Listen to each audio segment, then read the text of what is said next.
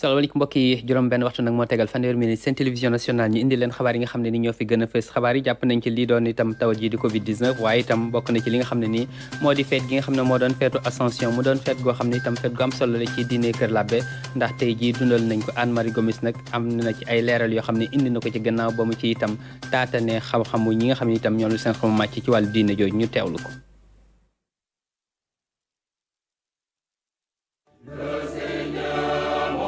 at wu nekk ak la cay xew bu ñu sukkandikoo ci atum 2019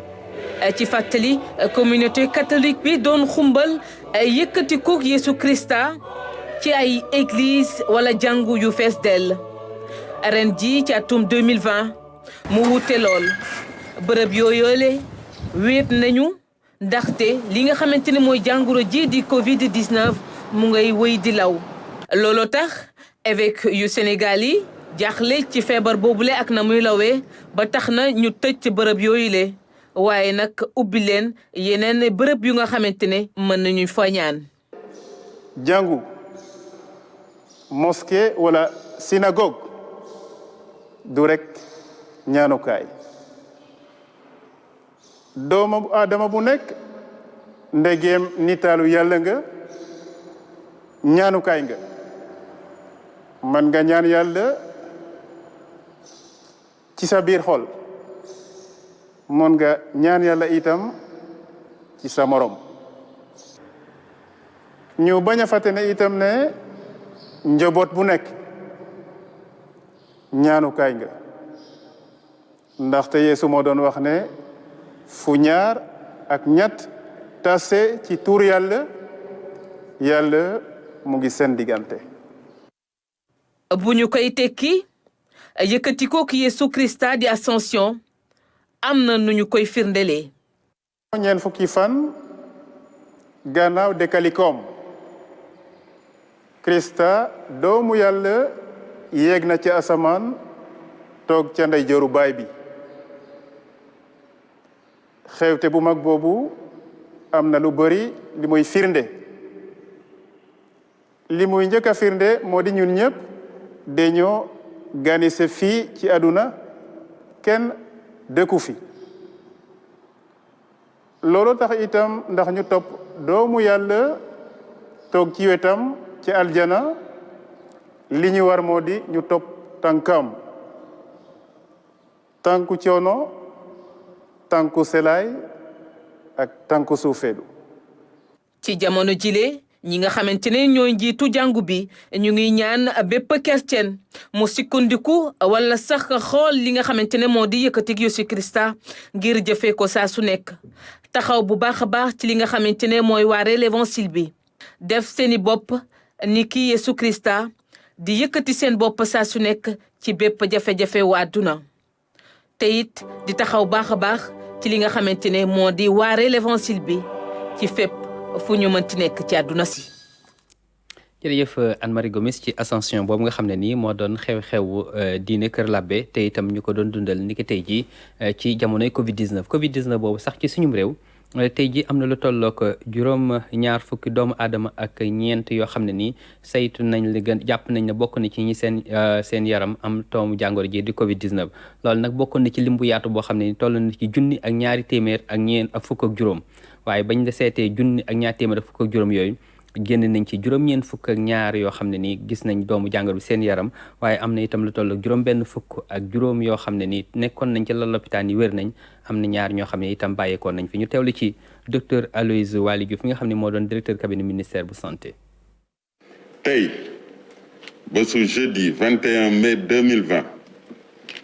ministère de la santé et de l'action sociale jot na résultat examen yi may waaj a lim. ci junni ak ñaar téeméer ak fukk ak juróom mi test yi ñu def juróom-ñeent fukk ak juróom-ñett ñoo ci positif maanaam juróom-ñeent fukk ak ñaar ñoo ci ay cas contact juróom-benn yi di ay cas communautaire benn ci Mariste benn ci Castor benn ci Cité Kër Damel benn ci Plateau benn ci Géejawaay ak benn ci Touba. juróom benn fukk ak juróom ci ñi ñu hospitalisé woon wër nañu bésu tey. fukk ak benn malade ñu ngi ci suñu service réanimation yi. ñeneen ñi des hôpital ñu ngi tane. ci bésu tey dalee ko ci cas bu njëkk bi Sénégal am woññi nañu 2,000 ak juróom-ñetti téeméer ak fukk ak ñaari cas 1,000 ak ñaar téeméer ak juróom fukk ak benn wër nañ ci fanweer ñàkk ci seen bakkan mu des ci suñu hôpitaux yi 1,000 ak juróomi téeméer ak fanweer. Ministère de la Santé et de l'Action sociale mu ngi woo askan wi ñu sàmmonteeg digle yi nga xam ne moom la ñuy joxe. kon ni ko docteur Aloyse Waly Diouf waxee lu tolloo ko téeméer boo xam ne nii manqué na ñaar moo doon doomu Sénégal yi nga xam ne nii gannaaw bañ gis nañ ne tey ji am nañ lu tolloo ko lim boobu ci doomu jàngoro jooju kon téeméer bu manqué ñaar la te itam doomu jàngoro jooju am na lim boo xam ne nii yokk na ko ci ñem ci moom loolu nag ñaari nit la ñoo xam ne lii mu doon bataaxal bu njëriñ ji ñu dénk lépp lu jëm ci wàllu wér-gu-yaram yónnee ñu xamal nañ ne am na ñaari ñoo xam ne nii itam bàyyikoo ne faatoo nañ ci kenn ki mag la moo xam ne amoon na lu tollook juróom-benn fukki at ak benn keneen ki itam am lu tollook juróom-benn fukki at ak juróom-ñett ñoom kenn ki mi ngi faatoo ca l'hôpital Fann keneen ki itam faatoo ca l'hôpital bu Le Dantec mu doon kon fanweeri nit ak ñaar ñoo xam ne ñoom xam ne nañ ci seen xayma bi fi doomu jàngoro ji itam nuyoo ba tey lu tollook fanweer ak ñaar ñàkk nañ ci seen bakkan. ci loolu sax xam nga ne am na ay doomu Sénégal yoo xam ne nii taggatémbe woon nañ ci bitim réew ci mel ni itam France ndax frontière bi maanaa itam dem ak dikk bi ñu tëjoon loolu nag am na daanaka ndimbal loo xam ne réewum Sénégal def na ko ci ba am avion bu mu jël ngir itam muy dem di jëli doomu Sénégal yooyu ngir indi ci itam ak njàppandal loolu moo waral lu tolloo ko limu téeméer ak ñeent fukk ak juróom-ñeent yoo xam ne ay doomu Sénégal yu war a jóge ci France waa Air Sénégal itam moo leen war a jëlee foofu loolu nag jëwriñ ji ñu dénk lépp lu jëm ci wàllu bitim réew te ñu yónnee ñu bataaxal bi nee nañu ñi ngi ci sant lool waa réewum France ci taxawaay ak jàppale gi ak itam li nga xam ne nii moom moo doon ndimbal liñ ci indi nee na loolee nag ñoom jëwriñ ji ñu dénk lépp lu jëm ci wàllu bitim réew nee na bu ngeen gisee ñu def ko moo di dañuy fas yéene amal li nga xam ne nii moo doon mandargal gu ñuy mandargal bëgg-bëgg ak itam ndénkaane ak ndigal lu leen kilifa réew mi joxoon la ngir lu ni mel ñu daal di ciy taxaw. Covid-19 boobu ci diwaan bi doon diwaanu Ziguinchor am na ci ñoo xam ne daanaka seen yaram sutante woon nañ ca ba itam ñu am saytu guñ ko doon saytu fi mu nekk ni nag kilifa yi nga xam ne ñoom ñoo ŋànk lépp lu jëm ci wàllu wér-gu-yaram te ñu dénk leen lu ni mel foofee am na ay leeral yu ñu ci indi ci dalal xel guñ ci gën di dalal xel ñu teewle ci professeur Noël Manga mi nga xam ne ni itam indi ni ci ay leeral ci micro Abdoulaye Sinkare. prise en charge bi amélioré na bu baax a baax li ñu waxoon ci problème yi fi nekkoon amoon na ay problème amoon na ay insuffisance de matériel amoon na tamit ay insuffisance de personnel notamment de réanimation. Mais depuis lors, il y a eu, depuis la venue du ministre, noté nañu amélioration ak ñaar respirateurs yi yu ñoo xamante ne seen accessoires yi ñëw nañu donc fu mu nekk ni am nañu ñaar lit de réanimation yu efficace ñu permettre sa ba jël en charge benn malade bu jógee Sédhiou un cas grave bi nga xamante ne actuellement mu ngi tane bu baax macha allah donc am na tamit lu des. am na 2 autres lits yoo xamante ne ñu ngi xaar seen respirateur ak li ci war a ànd notamment les chariots de réanimation et tout mais am na surtout circuit de réanimation circuit d'oxygène bi nga xamante ne war nañu ko installer pour permettre benn approvisionnement continu en oxygène pour les malades parce que malade boo xamante ne mu ngi ci lit de réanimation oxygène bi war na ñëw en continu warul am ay arrêt pour changer bouteille et cetera. Donc c'est ce qu'on attend actuellement, mais le centre est actuellement dans de meilleures conditions qu'il y a quelques semaines. mu nekk nii maladie Ziguinchor yi pratiquement ñëpp génn nañu ba mu des benn malade maladie Sédhiou yi tamit ñu ngi tane bu baax a baax te yaakaar nañu ne nekk fii ak ay fan yu néew nañu leen mën a libérer ba yóbbu leen ci seen mbokk yi. ba tey ci wàllu xabaar professeur Noël Manga moom léegi mi ngi doon wax nga xam ne moo doon wàllu réanimation bi maanaam Sowétas ci l'hôpital principal bu Ndakaaru nag Omar Diaw moom demaloon nañu fa ngir gën ñoo xamal ak bërëb boobu nga xam ne nii foofee ñër seen wér-gu-yaram sooxe bay cate lool itam ba ñu yóbbu leen ci Sowétas ngir ñu ngi Omar Diaw indi na ci ay leeral ngir gën ñoo xamal ak bërëb ba ak ña ca nekk ak li nga xam itam moo doon seen i jumtukaay ak seen matuwaay ñu teewlu ko.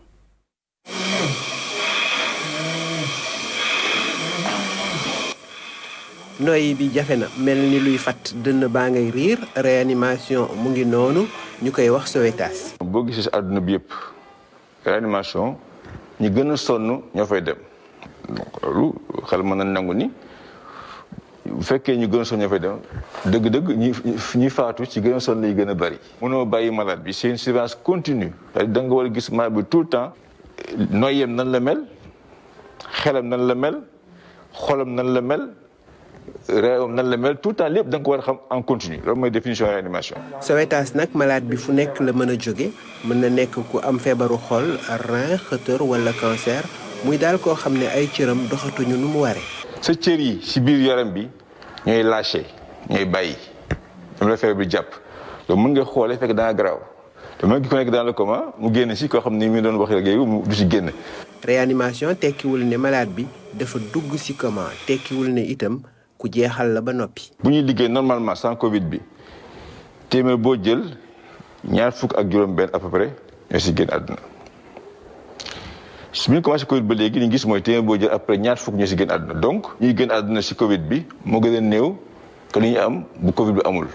loolu tax na ba fajkat yi nekk di bëre ak feebar bi ngir fexe ni si malade bi génnee teel si taxaw nag moo si gën naka si lépp lu jëm ci faju. bu fekkee dañoo teel a gis si souvent dañ si génn mais am na foo xam fu yegg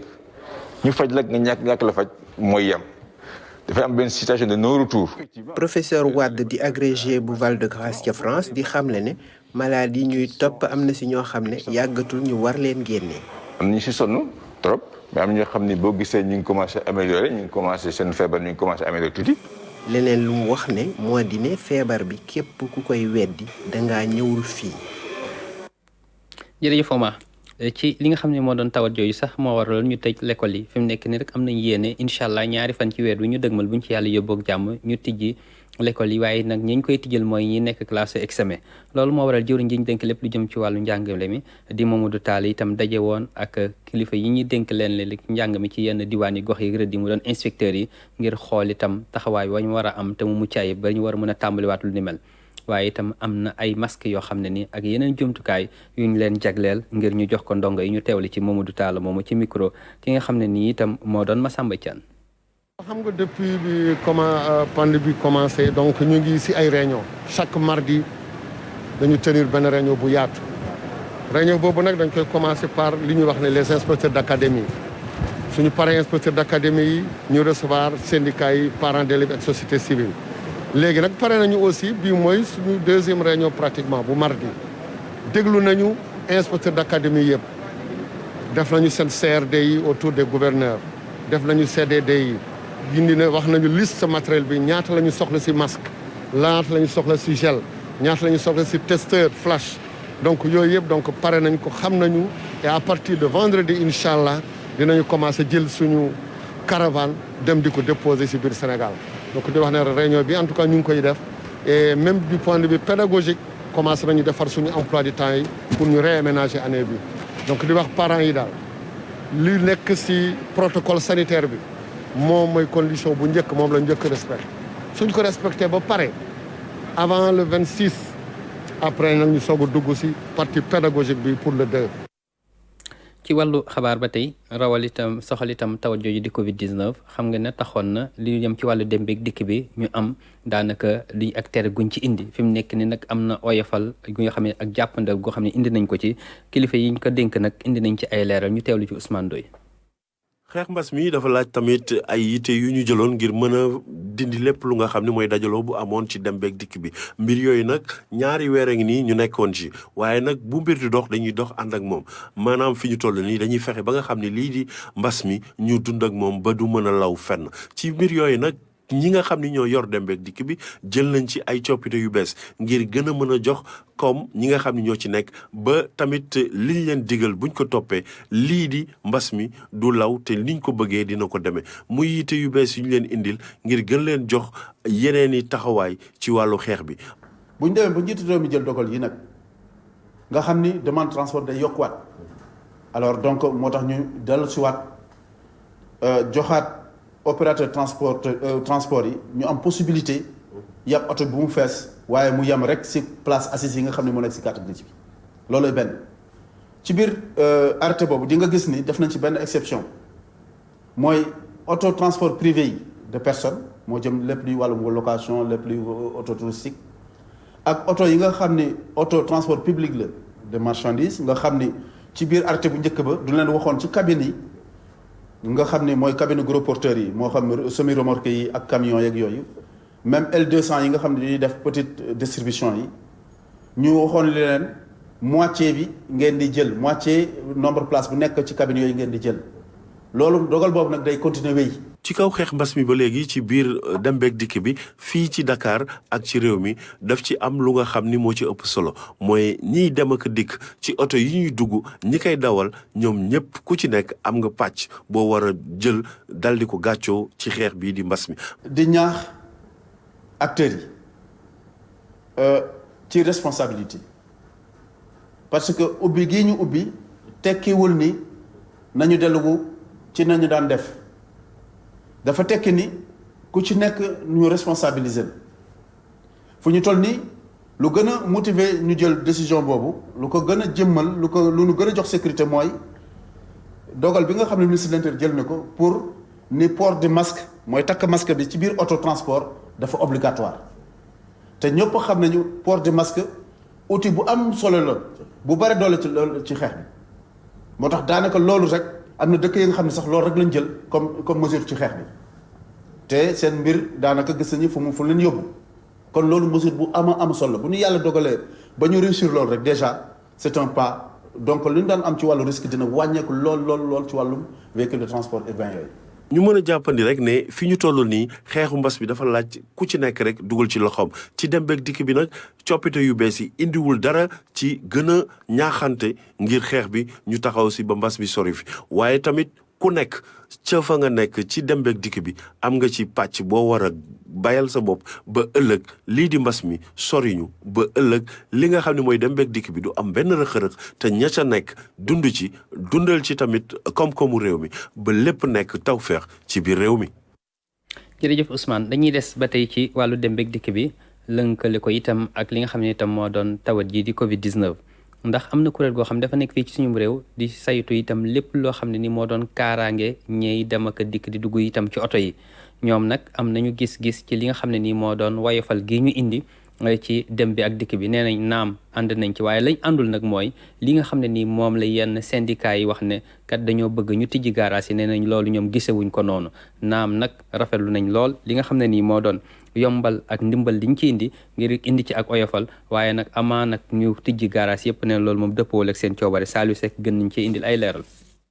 wérgu yaramu askan wi lu yitteel la ñi nga xam ne ñoo bokk ci kuréel goo xam ne nii day xeex àqu ak yelleefu ñi nga xam ne nii ñoom ñooy jël woto yi ñu bokk ci kuréel googu nag li ñu xam ne mooy dem beeg dikk bi ci diwaan yi li ni mel mënagut a am ci jamono ji nga xam ne nii lii di coronavirus moo lëmbee Sénégal. assure tey boo gisee ñu toog fii tey mooy ñun ànduñu tey ci étape ubbi transport diggante région ak région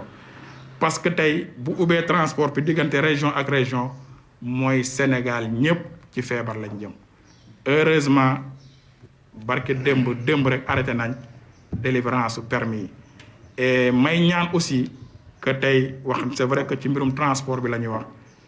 mais virus bi tey li nga xamante ne moom li muy yàq moo ëpp li muy defar te dañu nekk instant bi nii ci guerre sanitaire nekkuñu ci guerre économique. ci wàllu dem beeg dikk bi ci biir dëkk bi nag ñi nga xam ne ni ñoom ñooy waa Assure nag ñoom ñu ngi rafetlu ndogal yi nga xam ne ni njiit yi jël nañ ko ngir yombalal ko ci loolu nag ñu ngi ñaax képp kuy jël woto yooyu nag nga takk li nga xam ne ni moom mooy masque. bañuñ nag ñu tijji le transport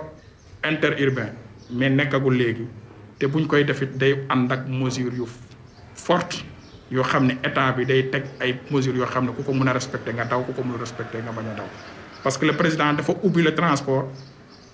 interurbain bi nga xam ne uniquement dans les départements